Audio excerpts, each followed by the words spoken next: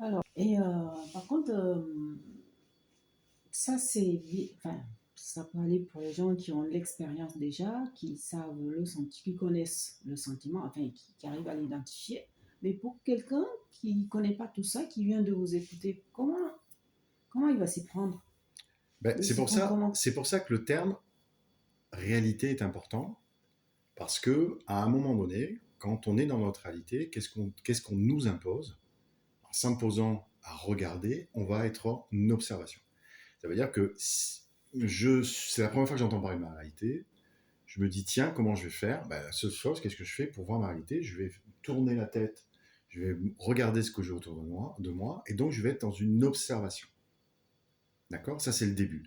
L'observation de notre ego. Ça veut dire que je vais prendre conscience instantanément tout ce qui m'entoure. D'accord? Si je prends conscience de tout ce qui m'entoure, je peux prendre aussi conscience de qui je suis. Parce que finalement, j'ai besoin de cette conscience pour comprendre ce qui m'entoure, donc faire du coup expérience dans cette observation, faire expérience pour que ma flamme, mon âme, on peut l'interpréter comme l'on veut, puisse effectivement récupérer cette information, donc faire expérience. Par contre, qu'est-ce qui va se passer si j'accepte de voir ma réalité et du coup d'être dans l'observation? À un moment donné, je vais être obligé de me détacher de tout sentiment et tout ressenti, parce que sinon je ne pourrais pas être en observation sur ma réalité.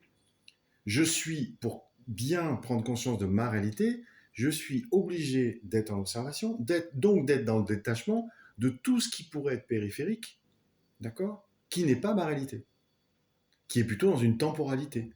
J'ai souffert hier, est-ce que demain ça va aller, etc. Mais du coup, je ne suis plus dans ma réalité. Donc j'ai besoin, effectivement, c'est la première fois que j'entends parler de ma réalité, donc je fais le tour de ma propre réalité, j'ouvre mes yeux, ils sont là, ils voient certaines choses. Et quand je vois certaines choses, je les observe. Et si je les observe, je vais faire en sorte de m'observer moi aussi, parce que je vais prendre conscience de qui je suis au moment, quand je suis dans cette pièce, à cet endroit, dans la nature, n'importe. Donc, je résume, hein, je suis donc dans le détachement, parce que je suis vraiment dans la prise de conscience immédiate de tout ce qui existe, mais sans aucun sentiment. Parce que si je commence à mettre un sentiment par rapport à ce que je regarde, je ne suis plus dans l'observation. Je vais être dans le ressenti. Et si je suis dans le ressenti, ça veut dire que je crée une émotion sur quelque chose qui finalement n'est que dans la réalité. Donc si cette émotion, je la crée, qu'est-ce qui va se passer? Je vais la transporter à demain. Parce que je peux très bien aussi partir du principe, je vois ma réalité, c'est super cool, c'est bien, c'est extra. Putain, je suis trop bien quand je vois ma réalité. Donc je crée mon émotion. Qu'est-ce qui va se passer? Ben, le lendemain, ou même dans la minute qui va suivre, ou l'heure qui va suivre, là, je vais être encore dans la réalité, mais je veux ressentir cette émotion. Et bien, ça y est. Là, on est dans l'illusion, parce que du fait, on a voulu, effectivement, calquer, hein, marquer une étape sur notre ego, en disant, à chaque moment que j'ai ma réalité, ben, je dois ressentir ça. Ben, surtout pas. C'est pour ça qu'on parle de détachement. Le détachement est essentiel dans la prise de conscience de notre réalité, parce que s'il n'y a pas de détachement, on ne peut pas prendre conscience de notre propre réalité. On est des êtres d'émotion. Et comment on fait justement pour éviter euh, ces émotions? Parce que même en faisant l'observation, euh, les émotions sont là, quoi. Qu'est-ce qu'il faut faire vraiment dans un premier temps pour canaliser tout ça? Est-ce que vous avez un conseil euh, Ben, à disons donner aux que débutants, quoi? Disons que déjà, quand on dit qu'on est des êtres d'émotion, nous ne sommes pas des êtres d'émotion.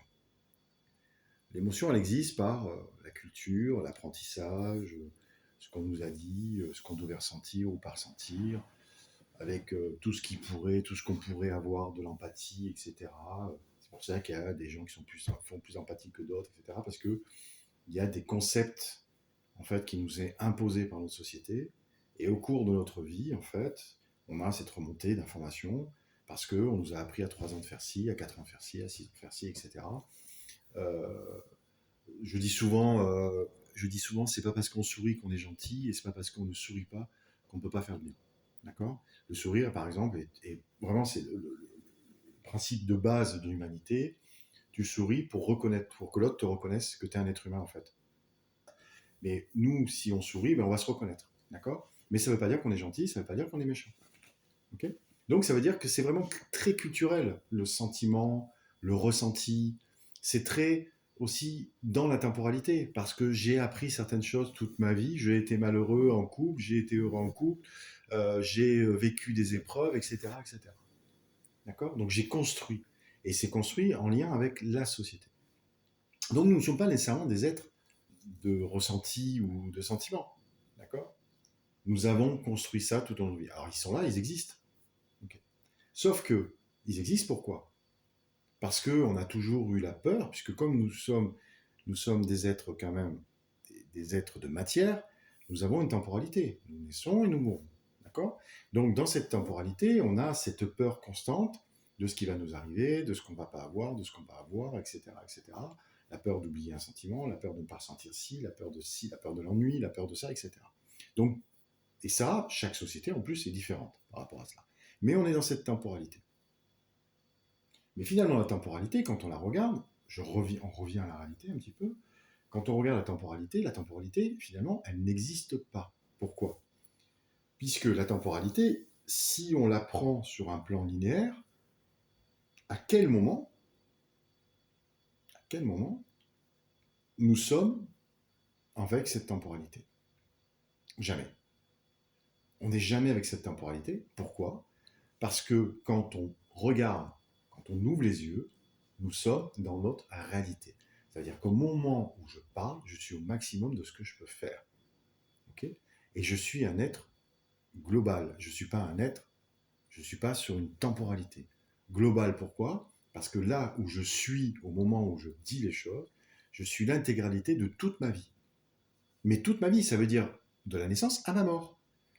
Puisque dans le maximum de ma réalité, je peux très bien mourir dans l'instant. Et je serai aussi au maximum de mes possibilités. Donc en fait, on est vraiment des êtres globaux. Nous ne sommes pas des êtres linéaires. Nous sommes intégralement dans toute chose, tout lien. Nous sommes liés à toute chose. Donc le temps, en fait, n'existe pas. Le temps n'existe pas. On est vraiment dans notre réalité. À chaque fois que vous tournez la tête, à chaque fois que vous regardez, vous êtes dans votre réalité.